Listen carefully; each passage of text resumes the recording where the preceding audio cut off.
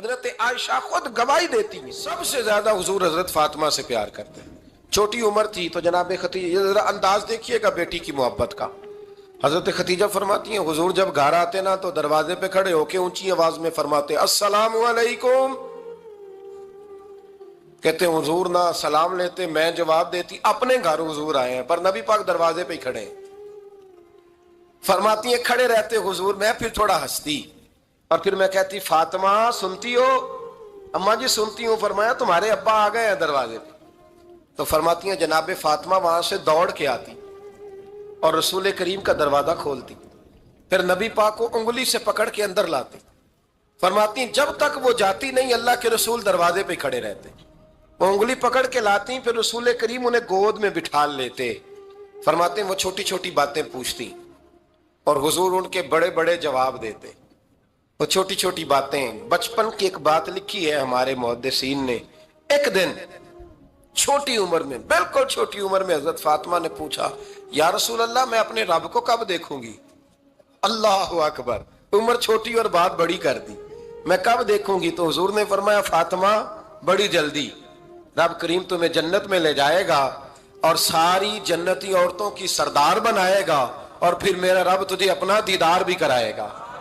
تو جناب فاطمہ تو زہرا رضی اللہ تعالیٰ عنہا چھوٹی چھوٹی باتیں کرتی ہیں. حضرت خدیجہ کہتی ہیں جب چلے جاتے نا حضور تو میں پھر بلاتی، میں کہتی ادھر آنا فاطمہ، کیا باتیں کر رہی تھی اپنے ابا سے؟ تو کہتی پھر وہ مجھے بتاتی بھی اور راضی بھی ہوتی. یہ سلسلہ آخر تک چلا. یہ حضرت فاطمہ سے راز کی باتیں کرنا حضور کا آخر تک چلا. بخاری مسلم میں حدیث، وہاں راوی حضرت خدیجہ ہے، یہاں راوی حضرت عائشہ صدیقہ ہے. جناب عائشہ صدیقہ کہتی ہیں حضور کے وصال ظاہری سے کچھ دن پہلے خود نبی کریم علیہ السلام نے حضرت فاطمہ الزہرا کو بلایا، اور جب وہ آئیں تو کہتی ہیں ان کو میں نے آتے دیکھا تو میں نے پھر حضور کو ان کے استقبال کے لیے کھڑے ہوتے بھی دیکھا. پھر حضور نے ان کا ماتھا چوما، جہاں بیٹھے تھے وہاں بٹھایا، پہلو میں بیٹھ گئے اور فرماتی ہیں پھر باپ بیٹی باتیں کرنے لگے. میں کوئی چیز بنا رہی تھی تو جناب عائشہ کہتی ہے میں نے دیکھا کہ حضور نے ان کے کان میں کوئی بات کہی تو جناب فاطمہ رونے لگ گئی. پھر حضور نے کان میں کچھ کہا تو وہ مسکرانے لگی. کہتی ہیں حضور وہ بات کر کے تشریف لے گئے، فاطمہ بھی بیٹھی تھی، میں آئی، میں نے آ کے کہا کہ فاطمہ بتاؤ نبی کریم علیہ الصلوۃ والسلام نے آپ سے کیا کہا؟ کبھی ہنستی تھی کبھی روتی تھی. تو فرمایا حضور نے منع کیا ہے، یہ میرا اور میرے نبی کا راز ہے، میں حضور کی حیات ظاہرہ میں یہ بات کسی کو بتا نہیں سکتی. فرماتی ہیں کہ فاطمہ سے تو میں نے پوچھ لیا پر حضور سے پوچھنے کی تو جرت ہی نہیں تھی نا، لیکن وہ راز کی بات تھی. کچھ دن گزرے تو حضور بیمار ہو گئے، پھر کچھ دن گزرے تو حضور کا وصال ہو گیا. فرماتے ہیں کچھ عرصے کے بعد میں سیدہ فاطمہ الزہرا سے ملی تو میں نے کہا فاطمہ وہ بھید کھول تو دے، آج تو کھول دے وہ راز کیا تھا. آپ کو بلایا گیا، پھر آپ آئیں، پھر حضور نے بات کی، پھر نبی کریم علیہ السلام کے بات کرنے پر کبھی آپ روئیں کبھی آپ ہنسی، تو یہ کیا تھا؟ تو کہتی ہیں جناب فاطمہ پھر رونے لگی، کہنے لگی ہاں اماں جی اب میں پردہ کھول دیتی ہوں، اب میں راز بتا دیتی ہوں. حضور کا وصال ظاہری ہو گیا. فرمانے لگی مجھے حضور نے بلایا اور میرے کان میں فرمانے لگے فاطمہ وقت تھوڑا رہ گیا ہے، اب تیرے والد نے جانے کا پروگرام بنا لیا ہے، اب نہ ٹائم آ گیا ہے بچھڑنے کا. فرماتی ہیں جب میں نے یہ بات سنی تو میں رو پڑی، حضور آپ بچھڑ جائیں گے؟ کہتی ہے میں روئی. ذرا حدیث کے جملوں پہ غور کرنا. ماتی تھوڑی دیر گزری تو حضور نے میرے کان میں کہا فاطمہ پتر رو نا، بیٹے رو نا، میرے جانے کے بعد جو سب سے پہلے میرے پیچھے آ کے مجھے ملے گی نا بیٹی وہ تو ہی ہوگی. اللہ کرے میں سمجھا سکوں آپ کو بات. جب کہا نا کہ میں وصال کروں گا تو رو پڑی، اور جب کہا نا میرے بعد تیرا بھی جلدی وصال ہو جائے گا تو حضرت فاطمہ نے ہنسنا شروع کر دیا. کیا پیار ہے میرے محبوب علیہ الصلوۃ والسلام کے ساتھ جناب فاطمہ کا. ان کے وصال کی خبر سنی تو رو پڑی اور اپنے کی سنی تو ہنس پڑی. اور پھر حضور نے کہا فاطمہ تجھے یہ بھی پتا ہے نا کہ اللہ تجھے جنتی عورتوں کا سردار بنائے گا، یہ بھی تجھے پتا ہے. تو جناب فاطمہ الزہرا کے ساتھ شروع سے لے کر آخر تک میرے رسول کریم علیہ السلام کی محبت رہی، پیار رہا. اور جناب فاطمہ کا جو حضور سے پیار تھا، چھوٹی سی عمر تھی حضرت فاطمہ کی جب حضرت خدیجہ وصال کر گئی. تو کسی نے کہا فاطمہ سب سے پہلے گھر سے کب نکلنا ہوا؟ تو بخاری مسلم میں حدیث ہے، اللہ کے نبی نا بیت اللہ شریف کے سامنے سجدے میں تھے تو ابو جہل کو شرارت سوجی، شرارت۔ اس نے کچھ لوگوں سے کہا، عقبہ بن نبی معیط تھا، کچھ اور لوگ تھے، کہنے لگا میں ابھی رستے سے گزرا ہوں تو وہاں کسی نے اونٹ ذبح کیا ہے، تو اونٹ کی اوجڑی، آپ نے اوجڑی دیکھی ہے نا، جانور کی اوجڑی بڑی وزنی ہوتی ہے، اس میں گندگی ہوتی، اونٹ کی اوجڑی بڑی وزنی ہوتی تھی، کہنے لگا وہاں اونٹ کی اوجڑی پڑی ہے، وہ دیکھو نبی پاک معاذ اللہ سجدے میں ہے، تو معاذ اللہ ثم معاذ اللہ وہ اونٹ کی اوجڑی اٹھاؤ حضور کی گردن پہ رکھ دو۔ تھوڑا سا مشکل سے جمعہ پڑھنا پڑ جائے نا، اور تھوڑا سا مشکل سے پڑھانا پڑ جائے تو ہم دین کے بہت بڑے خدمت گزار بن جاتے ہیں۔ یہ دیکھو سجدے کتنی مشکل سے ہو رہے ہیں، یہ دیکھو سجدے کتنی مشکل سے ہو رہے ہیں، کتنی مشکل سے حضور کے سر انور پر اوجڑی رکھ دی۔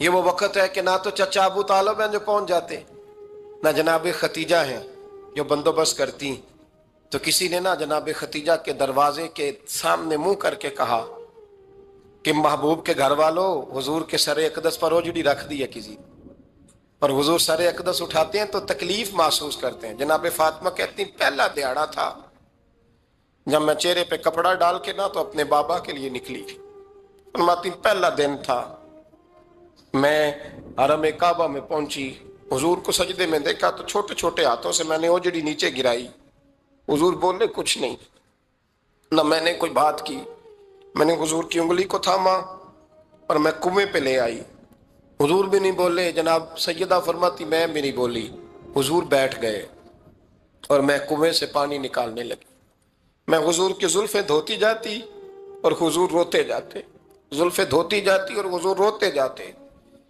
پھر حضرت فاطمہ نے جب حضور کی زلفیں دھو لی تو ہاتھ اٹھائے، کہا اے اللہ جنہوں نے میرے بابا کو تکلیف دی ہے نا ان کو برباد کر دے۔ میں رات روایت پڑھ رہا تھا مشکات سے تو میں حیران ہو رہا تھا کہ یہ عجیب منظر ہے، یہ عجیب منظر ہے کہ جب طائف والے پتھر مارے اور نبی کریم علیہ السلام سے حضرت زید بن حارثہ کہ حضور دعا کریں یہ تباہ ہو جائے، تو نبی پاک کہ نہیں زید میں نے نہیں ان کے لیے تباہی کی دعا کرنی، یہ نہیں ٹھیک ہوتے تو ہو سکتا ہے ان کی نسلیں ٹھیک ہو جائیں۔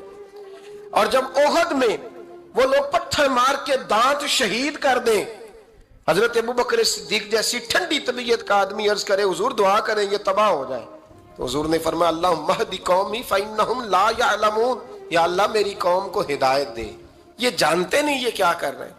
حضور نے کبھی بھی کسی کے لیے دعائے ضرر نہ فرمائی، لیکن آج یہ عجیب منظر ہے، شاید یہ واحد وہ وقت ہے کہ جناب فاطمہ الزہرا نے جب کہا نا کہ اے اللہ انہیں برباد کر دے جنہوں نے آج میرے والد کو تکلیف دی ہے، حضرت فاطمہ کی دعا سن کے تو حضور نے بھی ہاتھ اٹھائے، کہا اے اللہ جیسے میری بیٹی کہتی ہے نا ویسے ہی کر دے، اللہ کر دے انہیں برباد، فاطمہ جیسے کہتی ہے ویسے، اللہ کرے آپ کو سمجھ آئے میری بات کی کہ وہاں جہاں شدید تکلیف دی گئی وہاں حضور نے کسی کے لیے ایسی دعا، اور یہاں فرمایا اللہ جیسے فاطمہ کہتی ہے ویسے، اللہ اکبر۔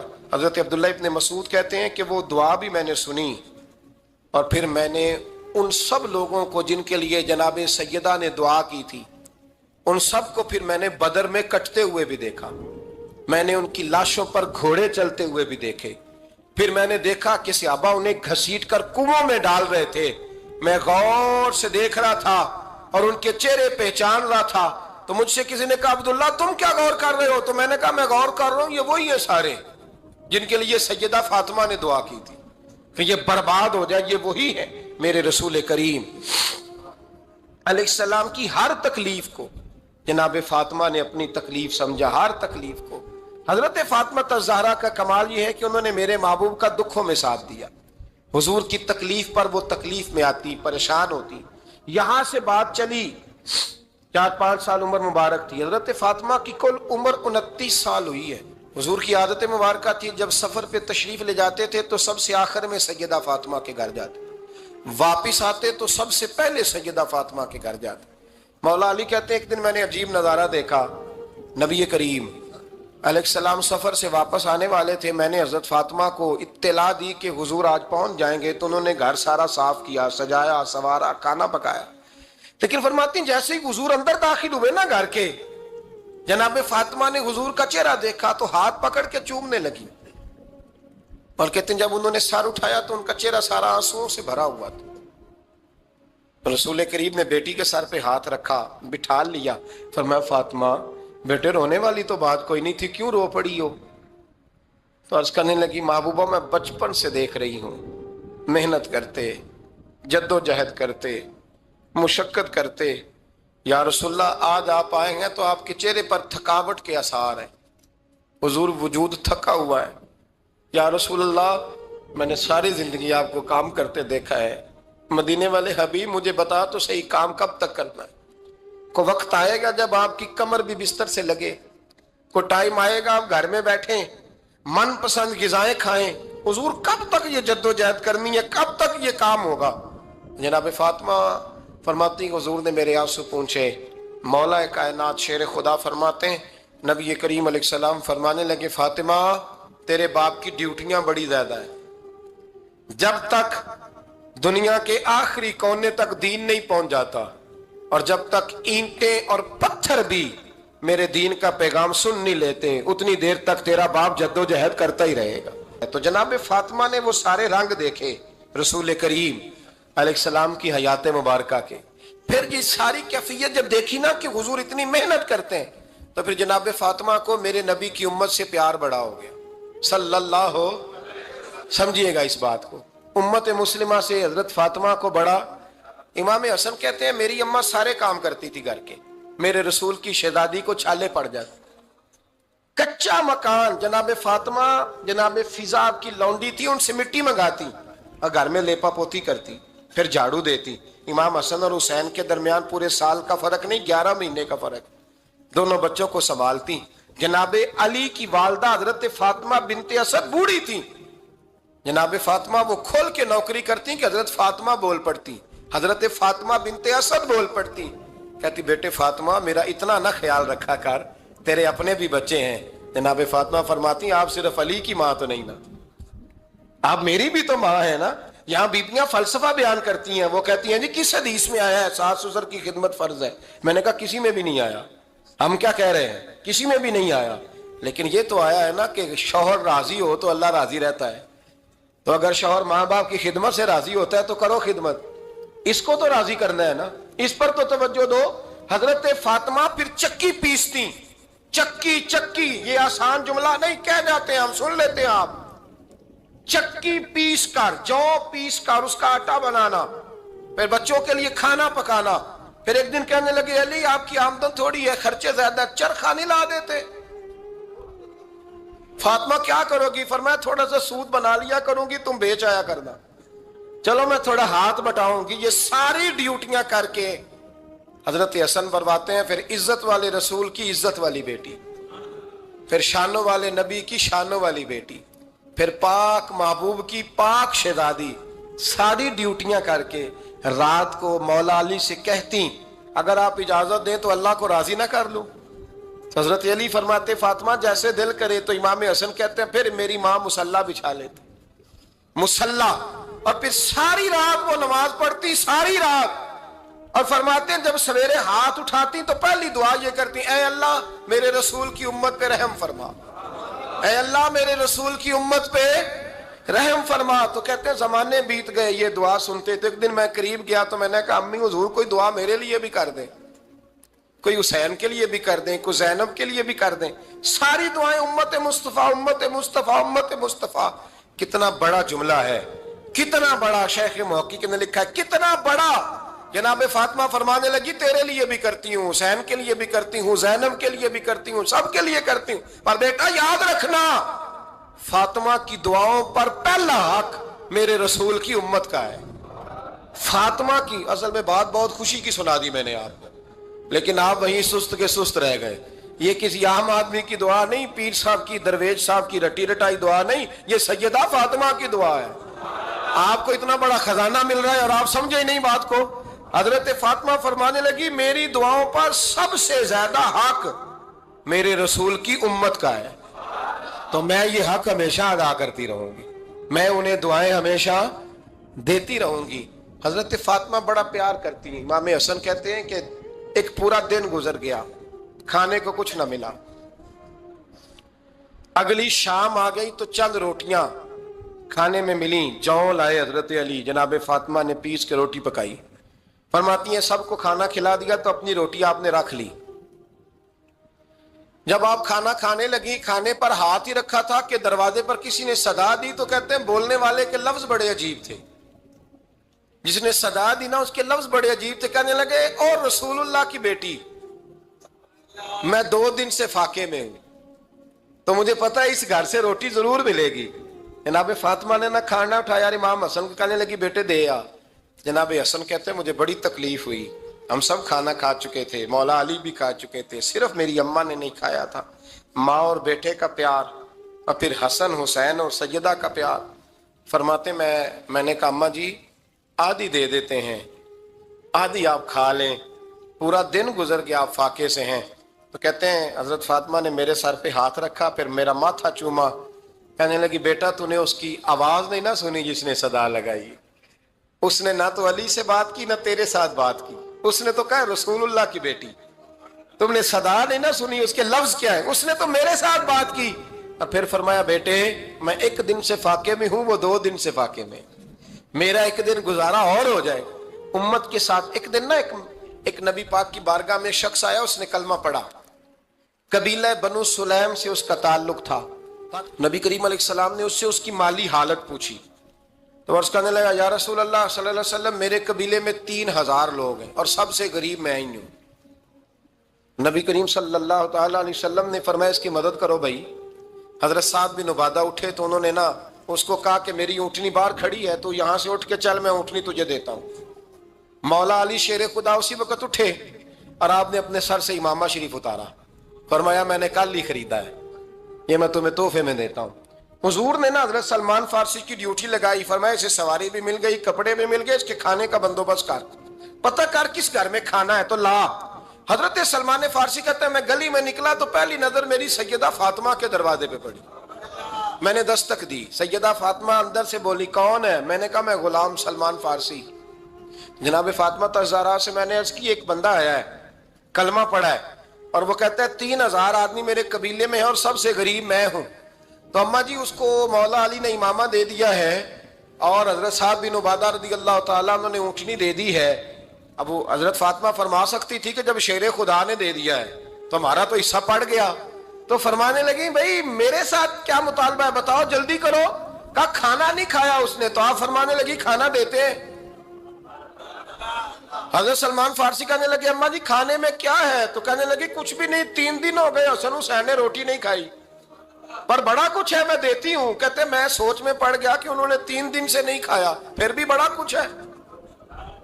پھر بھی ہم نے نا جو کھایا ہے اور باقی کا سالن فریج میں رکھا ہے, پرسوں والا بھی فریز ہوا پڑا ہے, شام کی سبزی آ گئی. کسی نے پوچھا حال کیا؟ کہتا سب سے غریب میں ہی ہوں, بڑا ماڑا بندہ ہوں, رو پڑیں گے پریشان. کہا بچوں نے 3 دن سے روٹی نہیں کھائی, پر سلمان بڑا دیا ہے میرے اللہ نے, بڑا کچھ ہے. تو کہا اماں جی پھر کرنا کیا ہے؟ فرمایا تو ٹھہر دا میں بتاتی ہوں. کمبل پڑا تھا, بسترا سمجھ لیں, موٹا اوڑھنے کا, کھدر کا. حضرت فاطمہ جلدی سے لائیں. فرمانے لگے یہ پکڑو اور دیر نہ کرنا. یہ ہماری گلی کے کونے پہ نا 2-4 گھر چھوڑ کے تو ایک یہودی ہے, اس کا نام شمعون ہے. وہ اس طرح کی چیزیں گروی رکھ کے یا خرید کے نا تو پیسے بھی دے دیتا ہے, جوں بھی دے دیتا ہے, گندم بھی دے دیتا ہے, سرکہ اور کھجوریں بھی. اسے دے آ, اور وہ جو سامان دینا وہ میرے پاس لا, اور لا کے مجھے دے تاکہ میں جلدی سے اس آدمی کے لیے بندوبست کروں. پتہ نہیں بیچارہ کتنے دنوں کا بھوکا ہے, پتہ نہیں بیچارہ کتنے, اپنے بچوں نے 3 دن سے روٹی نہیں کھائی. لا نہ ذرا. حضرت سلمان فارسی کہتے ہیں میں نے تھوڑا توقف کیا کہ میں آپ کا بستر لے جاؤں, یہ کمبل لے جاؤں. تو فرمانے لگی حکم ہے میرا, وہ جانا پڑے گا. جناب سلمان فارسی کہتے ہیں میں شمعون یہودی کے پاس گیا. میں نے کہا یہ کمبل لو, چاہے تو نگد پیسے دے دو, سامان خرید لیتے ہیں, اور چاہے تو اناج, جوں, سرکہ, کھجوریں جو تمہارے پاس ہے دے دو. وہ کہنے لگا یہ کس کا ہے؟ بڑا شاندار ہے, بڑا خوشبو والا ہے. تو کہا یہ مولا علی کے گھر سے آیا ہے, پاک بی بی نے دیا ہے کہ اس کو گروی رکھ لو اور مہمان کے لیے کچھ دے دو. کہا مہمان کون سا؟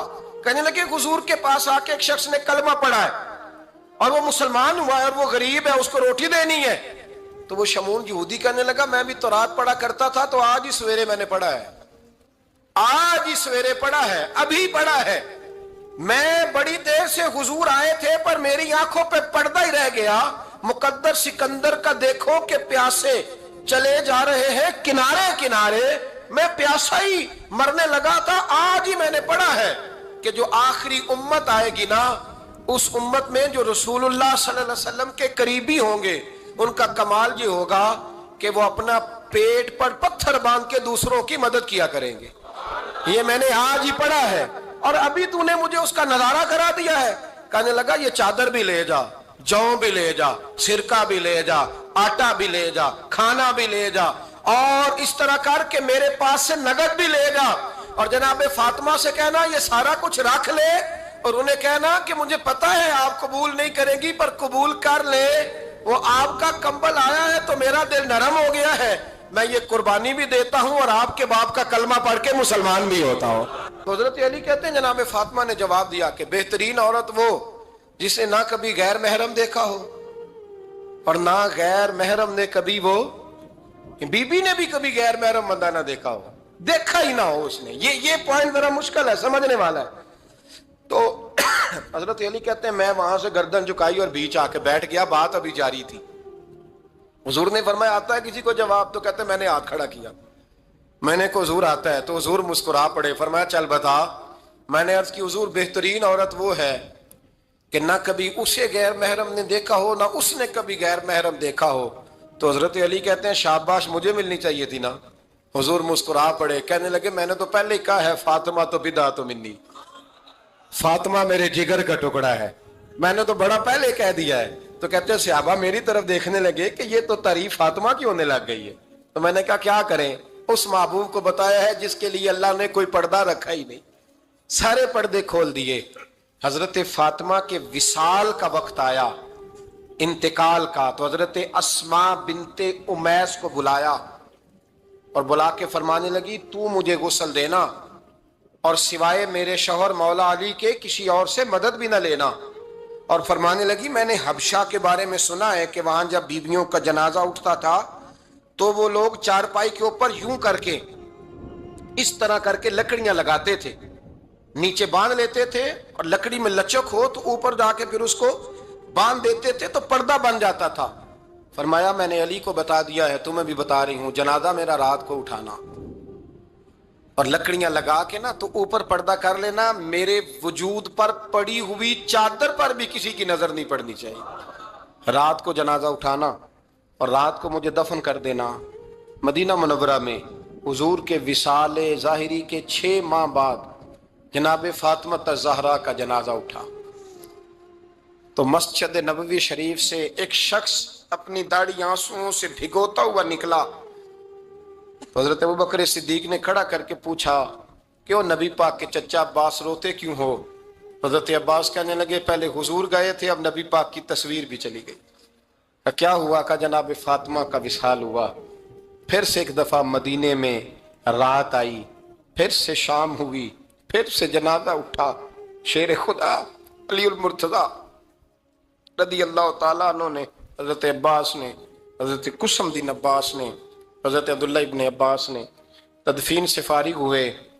ایک روایت ہے کہ حضرت عباس نے جنازہ پڑھایا اور ایک مستند روایت ہے کہ حضرت ابوبکر صدیق نے جنازہ پڑھایا، اور جب جنازہ پڑھا کر کے باہر نکلے تو حضرت علی شیر خدا کی آنکھوں میں آنسو تھے۔ اتنے کالی روتے کیوں ہو؟ فرمانے لگے صرف فاطمہ نہیں گئی، مصطفیٰ کریم کی امت کے لیے دعائیں کرنے والا ایک بڑا ہاتھ رخصت ہوا ہے، ایک بڑا ہاتھ۔ جناب فاطمہ الزہرا نے 29 سال کی عمر مبارک گزاری۔ میں نے پہلے بھی ایک دفعہ یہ موضوع بیان کیا تھا تو میں نے بات کر دی تھی، کیونکہ میں نے نہیں کی، وہ بات کسی اور کی ہے، کرنی بڑی ضروری ہے۔ علامہ اقبال کہنے لگے، اسرار بے خودی میں لکھنے لگے کہ فاطمہ جو تو نے کیا ہے وہ کوئی نہیں کر سکتا۔ اقبال کہنے لگے فاطمہ جب تجھے دیکھتا ہوں نا